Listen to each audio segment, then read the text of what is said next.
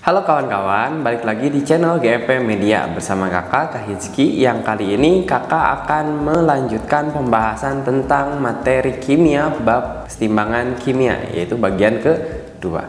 Nah, kemarin kita udah membahas 7 soal pertama. Nah, sekarang kita akan membahas 8 soal lanjutannya. Oke? Nah, ini dia soalnya. Yang pertama, gas NOCl terurai menurut kesetimbangan berikut. Suatu wadah tertutup bervolume tetap diisi gas NOCl sampai tekanannya mencapai 8 torr. Jika pada saat setimbang tekanan dalam wadah menjadi 10 torr, tetapan kesetimbangan K pada reaksi di atas adalah berapa? Oke, karena di sini yang diketahuinya adalah torr atau kesatuan tekanan, berarti nilai K yang diinginkan soal itu ya, nilai K ini adalah Kp. Oke. Nah, sehingga kakak bisa buat persamaan reaksinya ya udah setara ya, gara-gara di sini udah ada angkanya. 2 NOCl gas menjadi 2 NO gas ya, ditambah Cl2 gas. Di sini kita tulis mula-mula reaksi sisa. Untuk sebelah kiri itu kurang, sebelah kanan itu tambah ya. Nah, ternyata di sini suatu wadahnya diisi oleh 8 torr ya, berarti awalnya itu adalah 8. Sementara jika pada saat setimbang tekanan dalam wadah menjadi 10 torr. Nah, 10 torr ini adalah P totalnya ya. P total itu adalah penjumlahan antara P dari NOCl ya ditambah dengan P dari Cl2 ditambah dari P dari NO ya, itu harus sama dengan 10. Nah, tugas kita itu yang pertama adalah mencari tahu dulu tekanan masing-masing senyawa pada saat setimbang. Oke, nah kita misalin aja. Nah, di sini kalau kita ingin misalin cari koefisien paling kecil. Nah, di sini koefisien paling kecil itu adalah milik si Cl2, yaitu 1 ya koefisiennya, sehingga kakak bisa misalin bahwa ketika bereaksi gas Cl2 yang terbentuk adalah sebanyak X ya. Oh, berarti untuk NO2 yang terbentuknya itu adalah sebanyak 2X, sementara untuk NOCl yang bereaksi atau yang berkurang adalah 2X pula. Oke, sehingga di sini kakak bisa tulis 8 min 2X. Yang di sini karena produk itu awalnya pasti 0, sehingga hasilnya 2X, di sini X. Sehingga tekanan sama dengan 10 itu sama dengan 8 min 2X ditambah X tambah 2X ya, seperti itu. Maka hasilnya itu adalah 10 kurangi 8 sama dengan min 2X, sama 2X nya bisa dihilangin, maka di sebelah kanan tinggal X saja. Oh, berarti X nya itu sama dengan 2. Nah, sehingga kakak bisa rubah pada saat setimbangan itu menjadi 8 dikurangi 2 kali 2. Sementara yang ini 2 kali 2, sementara yang ini 2. Sehingga ini jadi 4, di sini 4, di sini 2. Nah, kita udah dapat nih tekanan ketika keadaan setimbang. Untuk NOCl itu sebanyak 4, untuk NO itu sebanyak 4 juga, sementara Cl2 itu sebanyak 2 torr. Ya, sehingga untuk mencari nilai Kp itu sama dengan kanan per kiri, yaitu PCl2 dipangkatkan koefisiennya yaitu 1 dikali P dari NO pangkat 2 dibagi dengan yang namanya P dari NOCl ya pangkat 2. Sehingga kakak bisa tulis 2 pangkat 1 dikali 4 pangkat 2 dibagi 4 pangkat 2 ya, seperti itu. 4 pangkat 2 nya kakak bisa coret sehingga hasilnya adalah 2 ya. Untuk soal yang ini jawabannya adalah yang A. Oke, seperti itu untuk nomor yang pertama. Kakak lanjut ke soal yang kedua. Gas SF6 terurai menurut kesetimbangan berikut. Suatu wadah tertutup bervolume tetap diisi dengan gas SF6 sampai tekanannya 48 torr. Jika setelah kesetimbangan tercapai tekanan dalam wadah menjadi 60 torr, tetapan kesetimbangan Kp pada reaksi di atas adalah berapa? Oke. Nah, sama kayak tadi bahwa si 48 torr ini sebagai tekanan awalnya bagi si reaktan. Sementara untuk yang 60 torr itu adalah tekanan total alias tekanan gas-gas yang ada dalam reaksi tersebut. Berarti kakak tulis dulu reaksinya SF6 gas menjadi SF4 ya ditambah dengan F2 gas. Mula-mula reaksi sisa. SF-nya kurang, sementara yang sisanya tambah. Oke. Nah, tadi kan awalnya itu terdapat SF6 sebanyak 48 tor. Oh, berarti kita taruh 48 ini di mula-mulanya yang SF6. Sementara untuk SF4 dan F2 itu 0 awalnya karena produk itu biasanya belum terbentuk. Ya, kecuali ada tambahan keterangan. Kemudian sama caranya kayak tadi, kita misalin koefisien dari yang terkecil. Oke. Nah, di sini kan koefisiennya satu semua. Jadi kalian boleh misalin yang apa aja, yang mana aja ya. Misalkan kakak ingin misalin yang SF6. Ya, oke, berarti di sini SF6 itu koefisiennya 1 yang bereaksinya X. Sementara SF4 itu yang bereaksinya adalah X juga kan, gara-gara koefisiennya 1. Sementara F2 juga sama, koefisiennya 1. Berarti nilainya itu ketika bereaksi adalah X. Sehingga ketika keadaan setimbang itu nilainya X, yang ini SF4 juga X, sementara yang untuk SF6 adalah 48 min X. Oke, sekarang baru kita hitung tekanan totalnya ya. Tekanan total itu sama dengan P dari SF6 ditambah dengan P dari SF4 ditambah dari P dari F2. Sehingga totalnya itu harus 60 ya. Sementara P dari SF6 itu adalah 48 min X ya, ditambah dengan X ditambah dengan X lagi. Sehingga 60 kurangi 48 sama dengan X min X sama plus X nya coret, sehingga yang kanan tinggal X ya. Oke, berarti sisa di sebelah kanannya itu adalah 12 X nya ya. Berarti kita dapat nih nilai X nya itu sama dengan 12. Oh, berarti di sini kita bisa cari yang namanya tekanan dari SF6, yaitu 48 dikurangi 12. Hasilnya itu adalah 36. Sementara yang di sebelah kanan itu 12, di sini juga 12. Oh, sehingga kita bisa nyari nilai KP-nya itu sama dengan kanan per kiri. Berarti 12 pangkat 1 dikali 12 pangkat 1 lagi dibagi 36 pangkat 1. Sehingga hasilnya adalah 144 dibagi 36. 144 dibagi 36 itu adalah 4 jawabannya untuk soal yang kedua ini. Nah, seperti itu teman-teman. Ya, jadi kalian harus mencari yang namanya tekanan masing-masing dulu dengan cara pemisalan ya, dengan menggunakan koefisien yang terkecil sebagai patokannya. Oke, nanti kalian bisa mendapat nilai X-nya, baru kalian bisa menghitung yang namanya nilai KP-nya. Oke. Itu untuk nomor 2. Lanjut, dalam suatu wadah tertutup pada temperatur tertentu terjadi reaksi kesetimbangan antara A, B, dan C ya. Data perubahan konsentrasi terhadap waktu reaksi diberikan pada diagram di atas. Reaksi kesetimbangan yang terjadi adalah berapa? Oke, yang pertama kali kita lakukan adalah menentukan siapa yang menjadi reaktan, siapa yang menjadi produk. Caranya gampang ya. Yang namanya reaktan kalau digambarin itu pasti mulainya dari atas, grafiknya bakal turun ya. Sementara untuk produk itu biasanya dari bawah. Nah, terus grafiknya bakal naik.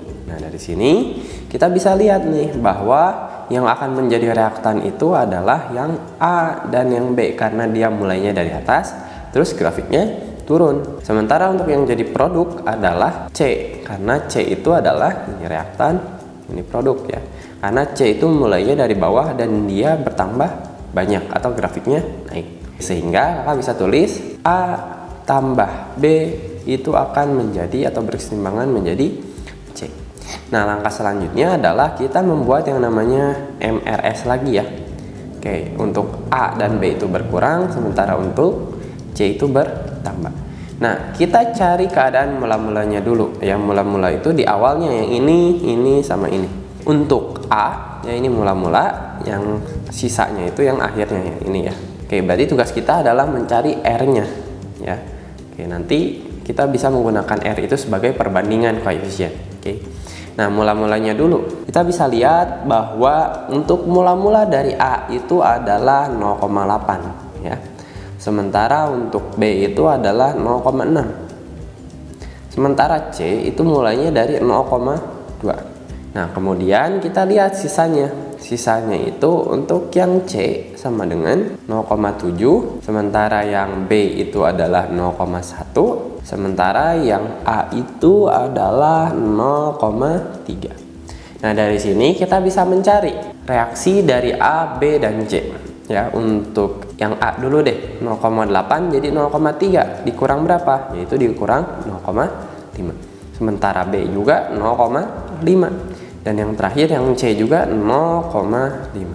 Nah, sekarang kita untuk mencari koefisien ya, itu pakai perbandingan mol R. Oh, berarti untuk A banding B banding C itu 0,5 banding 0,5 banding 0,5. Karena di sini yang paling kecilnya itu adalah 0,5, berarti kita bagi semuanya dengan 0,5 ya, sehingga ini dapat 1 banding 1 banding 1. Maka persamaan reaksi yang tepat adalah 1A ditambah 1B menjadi 1C. Ya, maka dari itu jawabannya adalah yang A. Ya, itu untuk nomor ketiga. Oke, itu dia nomor yang ketiga. Kita lanjut ke nomor yang keempat. Nah, ini soalnya masih sama kayak yang tadi dan cara pengerjaannya pun sama. Ya, pertama yang kita harus cari adalah ya, apa yang menjadi reaktan, siapa yang jadi produk. Ingat ya, reaktan itu yang punya grafiknya dari atas namun ke bawah lama-lama. Sementara produk itu dari bawah terus ke atas. Oke, di sini berarti untuk yang menjadi reaktan itu adalah si C ya. Karena cuma C yang mulainya dari atas. Sementara yang menjadi produk adalah A ditambah sama B. Karena A dan B itu mulainya dari bawah dan grafiknya naik. Ya, sehingga kakak bisa tulis C akan menjadi yang namanya A ditambah B. Oke. Nah, tinggal cari yang namanya M, R, S. Kurang, yang satu lagi tambah. Mula-mulanya lihat aja di awal grafiknya yang ini sama yang ini. Untuk yang C itu awalnya 35, sementara A dan B itu mulainya dari 0 ya. Terus sisanya lihat di sini. Oh, berarti untuk yang C sisanya itu 25, sementara A dan B itu sisanya, untuk A dulu ya, A itu sisanya 10, sementara B itu sisanya 15. Berarti 0 ditambah berapa jadi 15 ya 15, sementara 0 ditambah berapa jadi 10 ya 10, sementara 35 jadi 25 itu dikurangi 10. Nah, sekarang kita pakai perbandingan ya, perbandingan R-nya. Berarti ini 10 dibandingkan 10 dibanding 15. Oke, nanti sama kakak dibagi 5 nih. Berarti 2, 2, 3. Oh, sehingga persamaan reaksinya itu menjadi 2C akan berubah menjadi 2A ditambah 3B ya. Itu jawabannya yang A untuk nomor 5 ini. Oke, kakak lanjut ke nomor selanjutnya. Sebanyak 3 mol SO3 gas pada temperatur dan volume tertentu terurai menjadi SO2 dan O2. Jika derajat disosiasi SO3 adalah 2/3 dan tekanan total gas setelah tercapai kesetimbangan adalah 1 atm, maka tekanan parsial O2 pada saat kesetimbangan adalah berapa? Oke, berarti di sini kita buat dulu yang namanya persamaan reaksi, yaitu SO3 gas ya terurai atau berkesetimbangan menjadi SO2 ditambah O2. Nah, di sini kita menyetarakan dulu ya dengan cara menambahkan angka setengah di depan O2. Terus buat mula-mula reaksi sisa. Ya, ini kurang, yang ini tambah. Nah, di sini disebutin bahwa mula-mulanya itu ada sebanyak 3 mol SO3. Berarti sini kakak taruh 3 dan kemudian dikasih tahu nilai alfanya itu sama dengan 2/3. Nah, nilai alfa ini menjelaskan berapa banyak ya, berapa banyak SO3 yang terurai seperti itu. Nah, katanya ada 2/3 bagian, sehingga tinggal dikaliin. Atau yang reaksinya itu adalah 3 dikali 2/3 ya, sama dengan 2. Oh, berarti SO3 yang bereaksi itu adalah sebanyak 2 mol ya, sehingga sisanya itu menjadi 1. Sementara untuk SO2 mula-mulanya itu 0 dan juga O2 itu mula-mulanya 0. Oke. Nah, sekarang untuk menentukan SO2 dan O2 yang bereaksi itu tinggal kita menggunakan perbandingan koefisien. Nah, di sini 1 kan SO3 koefisiennya yang bereaksinya sebanyak 2. Kalau misalkan 1 untuk SO2, maka yang bereaksinya juga bakal sama, yaitu 2. Sementara untuk O2 dengan koefisien setengah ya, kalau 1 dapat 2, kalau setengah dapat 1 ya, seperti itu. Maka hasilnya adalah 2, yang ini 1. Nah, ini adalah perbandingan molnya. Molnya ya, ini. Oke, berarti untuk mencari yang namanya tekanan, kita cukup menjumlahkan kayak gini. Misalkan kita ingin menemukan yang namanya tekanan O2 nih soalnya. Oh, berarti tinggal kita bandingin mol O2 dengan mol total. Sehingga kakak punya mol O2 dibagi dengan mol total dikali dengan P total. Nah, itu sama dengan P dari oksigen. Mol dari O2 kan 1 dibagi dengan totalnya yaitu 4 dikali 1 atm, maka hasilnya itu 1/4 atau sebanyak 0,2 atmosfer atau atm. Maka jawabannya yang B ya untuk soal nomor ini.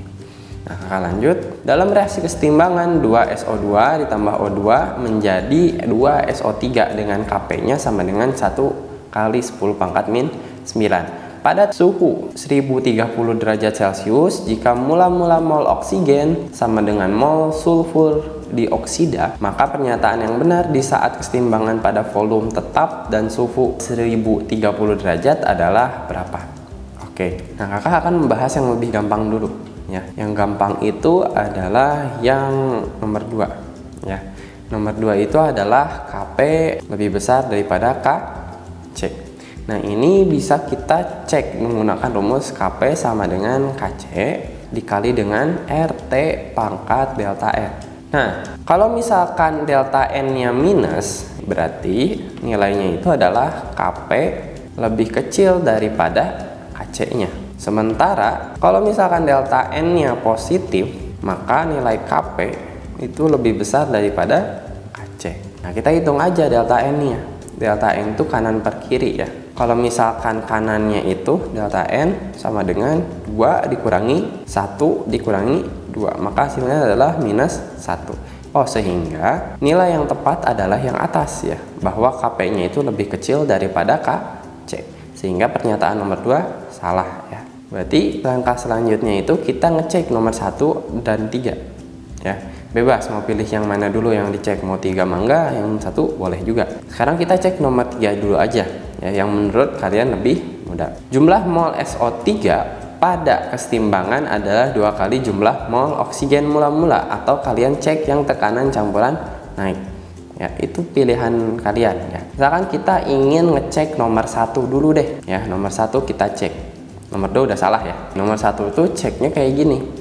Nah, di sini apa sih yang diperlakukan? Katanya volume tetap. Kalau volume tetap berarti tekanan tetap ya. Nah, terus lihat suhunya, apakah suhunya dinaikin? Juga tetap kan ya, 1030. Oke, berarti suhunya tetap. Oke, kalau volume tetap, tekanan tetap, terus suhu tetap, maka K tidak berubah.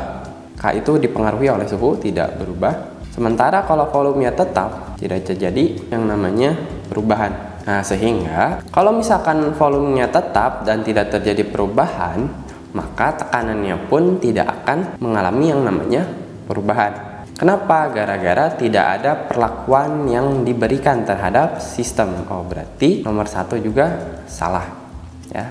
Oke, otomatis nomor 3 juga salah. Oke, berarti jawaban yang benar itu adalah nomor 4. Jumlah mol SO3 pada kesetimbangan tergantung pada volume wadah reaksi. Nah, itu juga betul. Semakin volumenya, jumlah mol ya. Mol, ingat ya, mol itu sama dengan molaritas dikali volume. Oh, berarti kalau volumenya makin besar, berarti molnya juga semakin besar. Seperti itu. Ya, berarti nomor 4 betul. Oke, itu dia untuk jawaban nomor yang ini. Ya, kakak lanjut. Fraksi mol CO dalam campuran gas CO dan gas CO2 adalah 0,75. Jika dalam wadah 1 liter dan temperatur adalah 500 K, campuran gas tersebut memiliki tekanan 8,2 atm. Jumlah CO dalam campuran gas tersebut adalah berapa? Oke. Nah, di sini tugas kita adalah mencari yang namanya N total ya. N total, di mana N total ini adalah gabungan dari CO dan CO2. Oke. Rumusnya adalah kita ambilnya dari PV NRT. Berarti kalau nyari N-nya berarti rumusnya sama dengan PV per RT. Oh, berarti di sini PV dibagi dengan RT ya. Dimana si tekanannya itu P-nya adalah 8,2 Tm dikali dengan volumenya. Volumenya itu 1 ya, dibagi dengan R-nya itu 0,082 dikali dengan 500. Oke. Nah, ini kita bisa coret, ini sama angkanya ya. Oke, berarti di sini jadi 10 pangkat 2. Di sini bisa coret lagi, nolnya 2. Oh, berarti jawabannya 1/5 atau sebanyak 0,2 mol. Tapi ingat, ini baru N totalnya. Nah, karena yang ditanyainnya itu adalah CO, berarti kita lihat aja. Mol CO itu sama dengan fraksinya, fraksi CO dikali N total. Sehingga 3/4 ya, 0,75 itu dikali 0,2. Maka hasilnya itu adalah coret dapat 2, ini dapat 0,1. Berarti hasilnya adalah 0,15. Oke, itu adalah yang C. Nah, itu untuk pertanyaan nomor yang ini.